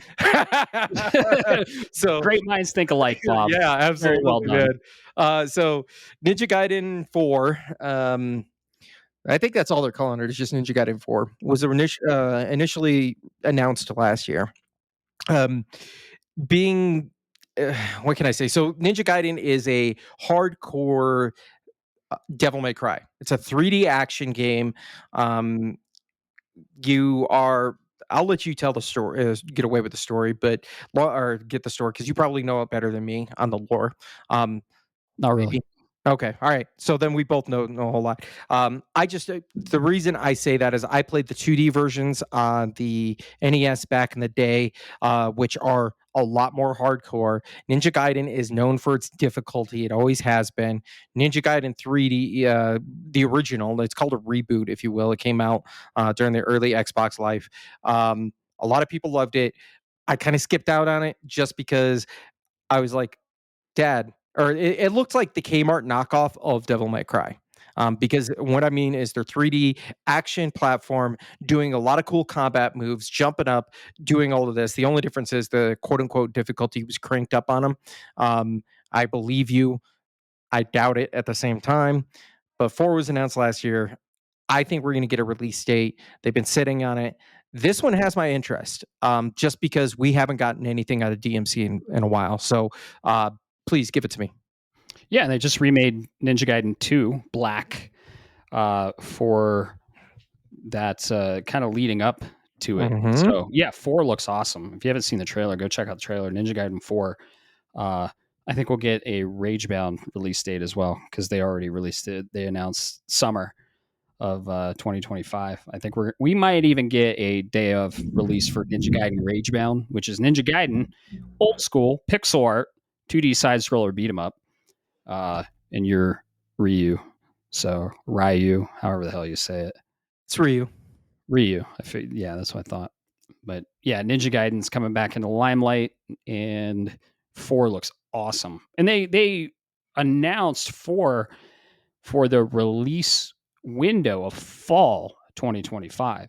So this will be, it's not going to be shown at the Game Awards because it'll probably already be out. This is a slam dunk. I think it's going to be at the Xbox showcase for sure. We'll definitely see probably a release date, a release trailer with a release date for sure. Yeah, if my gut is any indication, I'm thinking it's going to be a November game. Yeah, I could see that. Yeah, we don't have really a lot of stuff in November. We're about to, dude. Our fall, listen to me right now. Our fall gaming list is going to be packed after all of these events for Summer Game Fest. It's going to be nuts. We're already kicking it off with Ghost of Yote, and not a lot is in October or November. It's about to be. Watch and see. Everyone was waiting on GTA to go, and they sure did. And they said, "Oh, not this year, next year." So they're like, "Oh well, we're gonna get out before GTA because we were just waiting." Yep. Just you wait. Yeah. So speaking of which, man, I've got one more, and this it's a good jump into what you're just talking about, playing off of there. So GTA was supposed to be the game this year, right? Yeah. They broke ship. I think we're gonna get a port or update to a very, very seminal Rockstar game. And I think it's coming, and I think it's coming specifically to Switch 2 as well. Yeah. I see where you're going with this. Yeah, all right, yeah. I think we're getting Red Dead Redemption 2. Oh yeah. I thought they were going to announce this at the Switch 2 unveiling, the announcement or the event. I think that's going to happen. Well, I don't know, man. Nintendo's not going to be here, so are they going to do? Because Nintendo will probably have their own event, so that'll be part of Summer Game Fest. So, knowing that, this is going to happen. We're going to get Red Dead 2 for the Switch 2, like Red Dead Yeehaw edition. Yeah, I don't know the Red Dead Dutch edition. Red Dead Will edition. Well, don't get me wrong, it's an amazing game. I didn't finish it, but I think of it cinematically as a beautiful game. I thought it was a great sandbox game. There's so much character and charm to it, but I'm sorry, that is a game that I cannot swallow right now. But I think it's coming. Yeah, dude. And it's a super long game. Yeah, I'm glad. I think it's coming, and it makes me really happy for people who are dedicated to this. I've got a kid that absolutely loves Red Dead Redemption 2, considers it probably the best video game they've ever played. Wow. Yeah, I never played it. Rockstar's an amazing developer, one of the best. It's an incredible game. Never got into it. I've heard it's an amazing Western sim. So, but that gives me one more, actually, if we're going into Nintendo territory. Actually 2 more in the same IP. I've been saying it for a long time, and I still think it's going to happen. But now with the mouse controls on the Switch 2, I think we're going to get a trilogy. Metroid Prime trilogy. We're going to get Prime remastered, Echoes remastered, Corruption remastered, all in one trilogy with the mouse controls, Switch 2 edition. What do you think? So I think there's a chance for it. It's so hard to tell with Nintendo, man, because there is a trilogy of the Metroid Prime series. Yeah, for the Wii. I have it. Steelbook. Yeah. Same here. Please don't re-release because the value of that thing's really high, and Yeah, it'll tank it of a heartbeat. But no, all that's jokes true. aside, I think there's a chance for that. I think it'd be a really good use of the mouse. They should have led with that versus the robots in wheelchairs playing basketball. Yeah, exactly.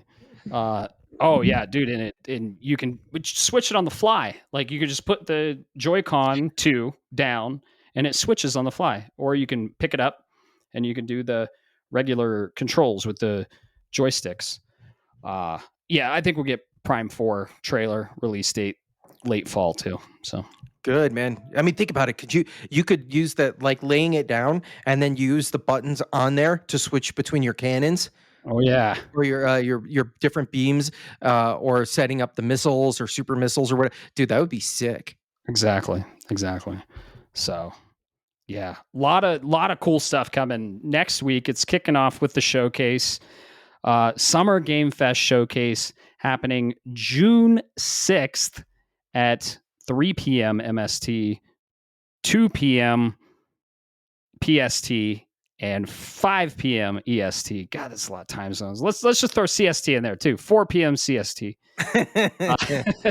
Might as well throw them all in there. But yeah, they're going to be awesome events. It's going to be a celebration of gaming. We're having a party here. We're going to have the Switch 2. We're going to probably stay up all night playing our Switch 2. And then the next day, go get dinner somewhere and then come back or lunch somewhere, probably In-N-Out. We're going to get In-N-Out and come back and watch the kickoff for Summer Game Fest. If you want to learn more, just go to summergamefest.com. It's always fun, kind of replaced E3. Like I said, June is the month for game announcements and kind of paves the roadmap of the year after 2026. We're going to learn about 2026 and the second half of 2025. But yeah, we just wanted to have an episode dedicated to Summer Game Fest. And yeah, 2 days later, we're going to do the Xbox showcase too. So keep an eye on this, man. We're going to watch this live too. And we're going to do our afterthoughts of Summer Game Fest, the Xbox showcase. If PlayStation has their own event, we're going to do afterthoughts on all this. We'll share the news. We'll have a big, long news section. The news is probably going to take up the whole podcast for everything that's going to be announced. Like they announce a ton of shit, like 50 games easily. So we'll keep you up to date, and we want to hear from you guys too. Like, go on Discord and tell us what you think is going to be announced, or tell us your thoughts on what was announced. Keep the conversation going. That's what we like to do here on Shapes of Gaming. And yeah, I'm ready to kick off this Summer Game Fest. What about you, Bob? Absolutely. Definitely, man. This is when it hits. If you thought the first half was good, just you wait. Oh yeah, dude. June is packed with game announcements. I love this time of year, and I love that we have a podcast now that we can talk about all this. And dude, we're gonna get inundated with news in the next 3 weeks, I'd say. So we'll keep you updated. We'll keep you posted. Until next time, thanks for listening, and keep the conversation going. Love, peace, chicken grease. Shapes of Gaming is a podcast shaped around gaming and, most importantly, our community. That's you. It is written, created, and recorded in beautiful Colorado Springs, Colorado, by me, Matt Stenson, and my good friend Bob Harriman. If you would like to be part of this amazing community, be sure to like, subscribe, or follow us on all the social media platforms or the podcast app of your choice. Thanks so much for listening, and always remember, keep the conversation going, and most importantly, keep gaming.